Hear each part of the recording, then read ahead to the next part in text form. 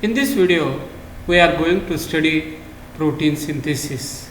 In last video, we have studied about the transcription process in which synthesis of mRNA strand takes place. This is the first part of protein synthesis. Now, second part of protein synthesis is translation. Translation is the mechanism in which codon of mRNA are translated and specific amino acid in a sequence form a polypeptide chain on ribosome. mRNA स्टँड वरती जे codon आहेत ते codon वाचून t-RNA specific amino acid घेऊन येतं आणि mRNA स्टँड वरती पॉलीपेप्टाइड चेन तयार होते. This is known as translation. All types of proteins are synthesized by the cell within itself, that is intracellular. सर्व प्रकारचे जे प्रोटीन आपल्या बॉडीला लागणार प्रोटीन आहे किंवा ऑर्गॅनिझमच्या बॉडीला लागणार प्रोटीन जे आहेत ते सर्व प्रोटीन्स विदिन द सेल तयार होतं, म्हणजे सेलमध्येच तयार होतं. Process of translation requires amino acid, mRNA, t-RNA, ribosomes, ATP, Mg++ ion, enzymes, elongation factor, translocation factor and release factor. So first point is amino acid. Amino acids are a raw material for protein synthesis. About 20 different amino acids are involved in the translation process. That is the formation of protein. Second requirement is a DNA. DNA controls the protein synthesis process. On DNA, synthesis of mRNA strand takes place, and mRNA strand have the codons, and these codons are specific for protein synthesis. Then third requirement is RNA. It serves as intermediate molecule between DNA and protein. We know three types of RNA: mRNA, rRNA and t-RNA. These three types of RNA plays an important role in protein synthesis. Fourth requirement is ribosomes. Ribosome consists of two subunits, smaller subunit and larger subunit. And during protein synthesis, these two units join together by Mg++ ions. The specific concentration of Mg++ ion is required for association of larger subunit of ribosome and smaller subunit of ribosome. And this larger subunit of ribosome have three sites. This is a site or amino acyl site. This is a P site or peptidyl site, and this is the E site, exit side. तर काय होतं, तर या ए साईटमधून t-RNA amino acid घेऊन येतो आणि जेव्हा दुसरा t-RNA अमिनो ॲसिड घेऊन येतो तेव्हा ए साईटवरचा t-RNA पी साईटवर जातो आणि ए साईटवर नवीन t-RNA येतो आणि त्या t-RNAवरचा अमिनो ॲसिड आणि पी साईटवर असणाऱ्या t-RNAचा अमिनो ॲसिड या दोघांच्या मध्ये बॉन्ड फॉर्म होतो. बॉन्ड फॉर्म झाला की पी साईटवरचा t-RNA ई साईटवर जातो आणि ई साईटमधून, ई साईट म्हणजे एक्झिट साईट, तिथून तो t-RNA निघून जातो. आपण पुढे त्याच्याविषयी माहिती घेऊया. Only first t-RNA amino acid complex directly enter P site of the ribosome. In eukaryotes, a groove is present between two subunits of ribosome. It protects the polypeptide chain from the action of cellular enzyme and also protect mRNA from the action of nucleases. Then next point is mechanism of translation. It involves three stages: initiation, elongation and terminations. The first point is initiation of polypeptide. It involves four steps, that is activation of amino acid, formation of activated amino acid t-RNA complex. Third is smaller subunit binds with 5' end of mRNA Fourth is transfer of activated amino acid tRNA complex towards the mRNA strand. First point is activation of amino acid. It is essential before translation. मग या ठिकाणी मी दाखवलेले पहा amino acid पूलमध्ये हे amino acid आहेत, त्यांना ATP येऊन मिळाला की ते ॲक्टिवेटेड अमिनो ॲसिड तयार होतं. त्यानंतर सेकंड स्टेप जे आहे ते formation of activated amino acid tRNA complex. आता हा tRNA आहे, इथे हे अँटीकोडॉन आहेत आणि या ठिकाणी हा अमिनो ॲसिड बाइंडिंग साईडला जॉईन झालेला आहे. हा ॲक्टिवेटेड अमिनो ॲसिड आहे आणि अशा प्रकारचे जे कॉम्प्लेक्स तयार होतं त्याला म्हणायचं activated amino acid tRNA complex. Activated amino acid join with 5 prime end of tRNA and it forms activated amino acid tRNA complex or activated amino acid tRNA complex. Third point is smaller subunit binds with 5 prime end of mRNA. Small subunit of ribosome binds or attached to the mRNA at 5 prime end. या 5 prime end ला हे smaller subunit bind झालेले आहे. आता ही mRNA stand आहे, त्याच्यावर initiation codon AUG आहे, हे असे कोडॉन्स असतात आणि टर्मिनेटिंग कोडॉन जे आहे त्याला UAA असं म्हणायचं, तो 3 प्राइमला असतो. Initiator codon AUG present on mRNA which initiate the process of protein synthesis or translation. हा AUG कोडॉन जो आहे तो प्रोटीन सिंथेसिस सुरू करून देतो.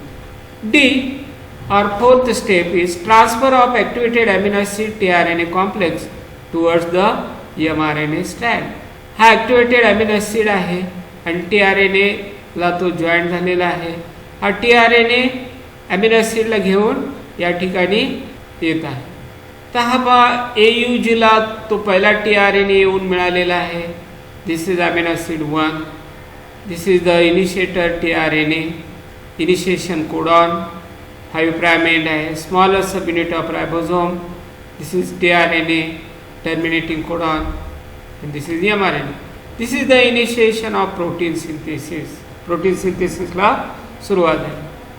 Initiator codon AUG present on mRNA which initiate the process of protein synthesis or translation. Initiator tRNA binds with the initiation codon AUG binds anticodon UAC through hydrogen bond. आता AUG आणि UAC मध्ये hydrogen bond form होतात आणि tRNA initiator कोडॉनला bind होतो. It carries activated amino acid methionine. आता हा जो इनिशिएटर tRNA आहे तो पहिला अमिनो ॲसिड घेऊन येतो, त्याचं नाव आहे मिथिओनाइन इन युकॅरियोट्स, म्हणजे ज्याच्यामध्ये न्यूक्लियस आहे अशा ऑर्गॅनिझममध्ये. आणि प्रोकॅरियोट्समध्ये फॉर्माइल मिथिओनाइन असते, लक्षात ठेवा. नाव the larger subunit of ribosome join with the smaller subunit that required Mg++ ion. आता लार्जर सबयुनिट स्मॉलर सबयुनिटला येऊन जॉईन होतो. तर इथे मी दाखवलेलं आहे पहा, हा लार्जर सबयुनिट स्मॉलर सबयुनिटला येऊन जॉईन झाला. तर त्यानंतर काय होतं, हा जो इनिशिएटर tRNA आहे तो P साईड घेतो आणि A साईड व्हॅकंट असते. या A साईडमधून दुसरा tRNA आतमध्ये येतो. हा अमिनो ॲसिड A2 घेऊन आलेला tRNA आणि हा पहिला जो आहे तो P साईडला गेलेला आहे आणि दोघांच्या मध्ये बॉन्ड फॉर्म होतो. त्या स्टेपला म्हणायचं elongation of protein synthesis. Initiator charge tRNA with activated amino acid methionine occupies P site of ribosome and A site is vacant. Then next step is elongation of polypeptide chain. During this process, activated amino acid are added one by one to first amino acid, that is the methionine. Amino acid is activated by utilizing energy from ATP molecule. हे मगाशी आपण study केलेला आहे. This amino acid binds with amino acid binding site of tRNA. This result in the formation of tRNA amino acid complex. Addition of amino acid occurs in 3 steps. First is codon recognition.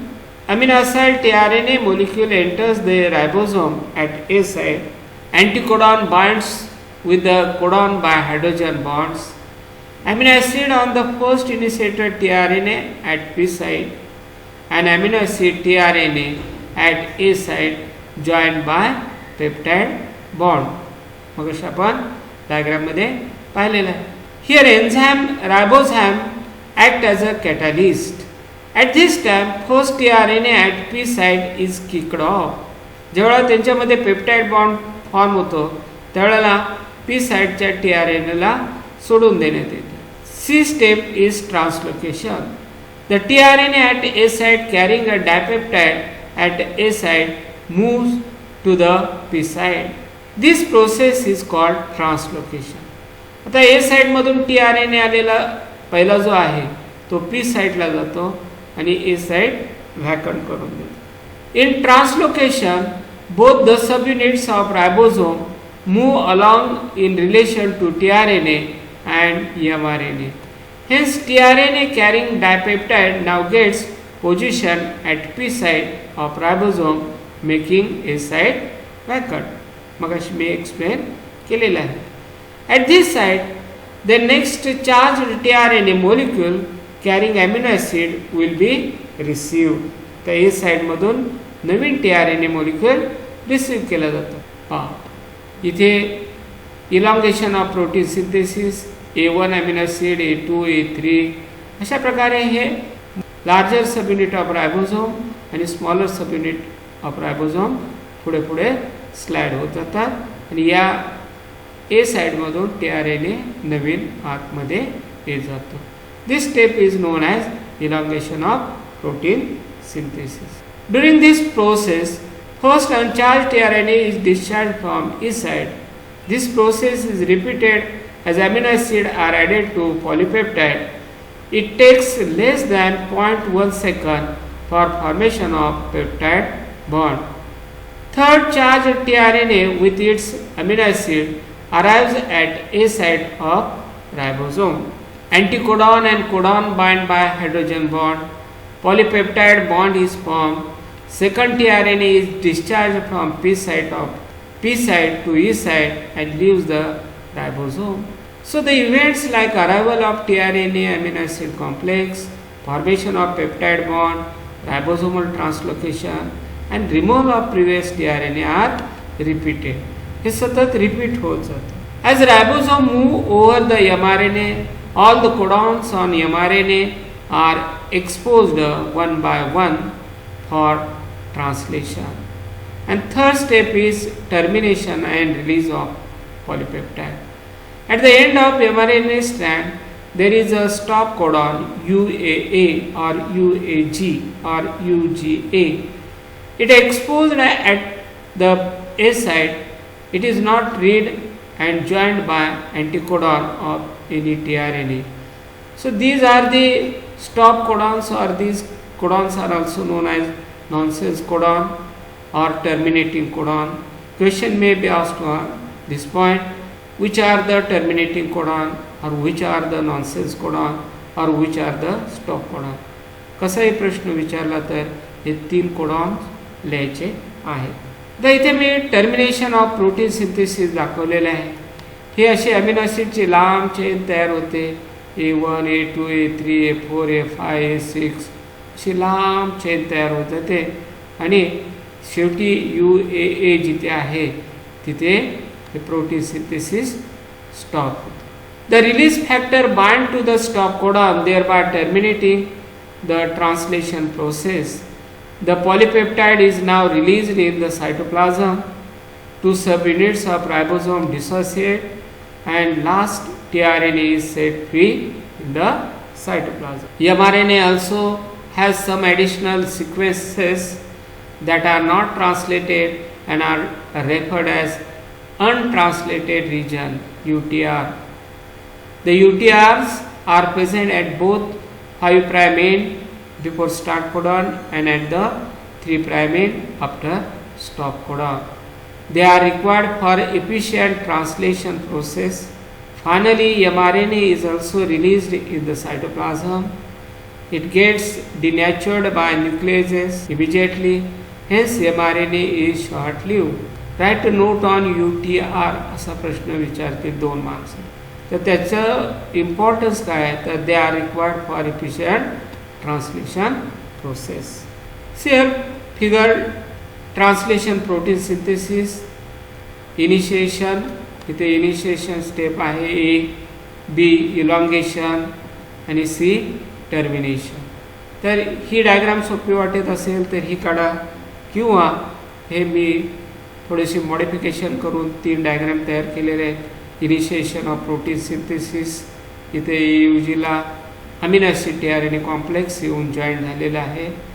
त्यानंतर second स्टेपमध्ये दाखवलेला आहे elongation of protein synthesis. Initiator t-RNA P साईटला जातो, A साईटला नवीन t-RNA येतो आणि त्यांच्यामध्ये पेप्टाइड बॉन्ड फॉर्म होतो.